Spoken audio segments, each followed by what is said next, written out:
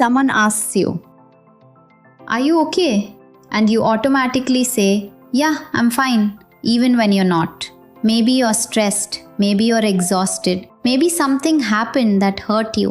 Maybe you're worried about your future, but instead of explaining, you smile and say, "I'm fine." Why do we do that? Why is it sometimes easier to pretend we're okay than to admit that we're struggling? The answer has a lot to do with how humans learn to protect themselves emotionally. From a young age, many of us learn which emotions are acceptable and which ones aren't. A child cries and someone says, "Don't cry." A child is scared and hears, "Be brave." A child gets upset and is told, "It's not a big deal." The message isn't always intentional, but over time, we can start learning that certain emotions should be hidden. So when we grow up, we become very good at saying, "I'm okay," even when we're not. And sometimes we don't even realize we're doing it. We automatically hide what we're feeling, not because we're dishonest, but because we've learned that hiding emotions feels safer. Think about a normal conversation. Someone asks, "How are you?" You don't usually stop and examine your emotional state. You simply answer, "Good, I'm fine, all good." It's almost automatic. And sometimes that's completely normal. You don't need to explain your entire life to everyone who asks how you are. But there are moments when "I'm fine" becomes a mask, a way of avoiding a conversation you don't know how to have. Maybe you're afraid the other person won't understand. Maybe you don't want to become a burden. Maybe you don't want sympathy. Maybe you're worried that once you start talking, you won't know how to stop.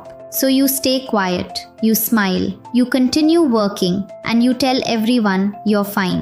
But emotions don't simply disappear because we ignore them. They often show up in other ways.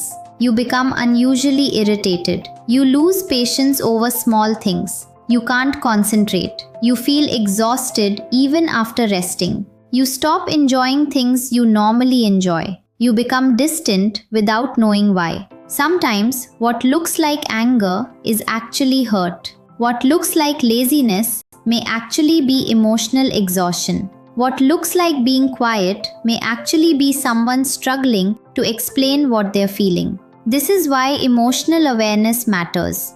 If you don't understand what you're feeling, you can't communicate it clearly. And if you can't communicate it, other people may not know how to support you. But there's another reason people hide their emotions. They don't want to look weak. We've often been taught that strength means handling everything alone. Don't complain, don't cry, don't show fear, keep going, be strong. And there is value in resilience. But resilience doesn't mean pretending nothing hurts. Being strong doesn't mean never needing anyone. In fact, sometimes strength is being honest about what you're experiencing. Imagine carrying a heavy bag everywhere you go. At first, you manage it. You tell yourself it's fine. After a while, your shoulders start hurting. But instead of putting the bag down, you simply get better at pretending it isn't heavy. That's what emotional suppression can feel like. The weight is still there, you're just hiding it. And eventually, something gives. This is why small things can sometimes trigger very big emotional reactions. You may think, "I can't believe that tiny thing made me so angry." But maybe the tiny thing wasn't the real problem. It was simply the final drop after weeks or months of carrying everything quietly. That's why sometimes someone suddenly breaks down over something that seems insignificant. The emotion isn't necessarily about that one moment. It's everything that came before it.